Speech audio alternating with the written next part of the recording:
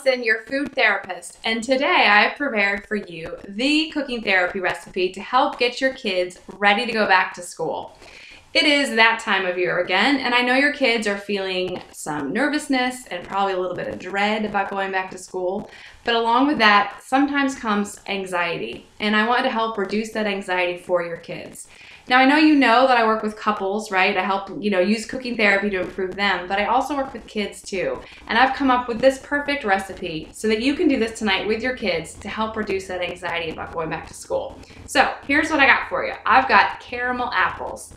This recipe is so much fun to make. You're going to love it, and it's easy to do. And while you do each step of this recipe with your kids tonight, you're going to ask them one of my top 5 anxiety-reducing back-to-school questions. If you want those questions, click on this link right here. I got them all set for you.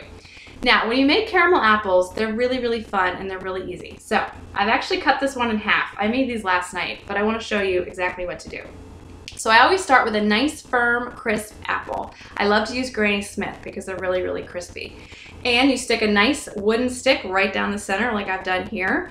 And then you're just gonna literally dip these things into whatever toppings you want. So I always do a layer of caramel first. I actually use the caramel candies. I melt them down and I dip this sucker right down in there.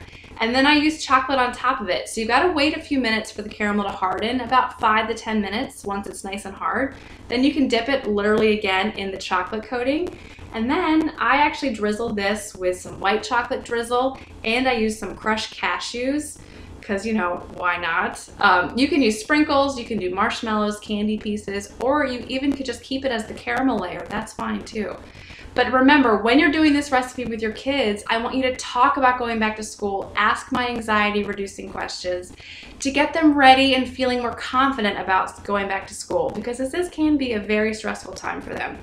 And as another little side note, these are great to go in their lunches, so you can slice them up and put them in there as a back-to-school lunch idea. Awesome.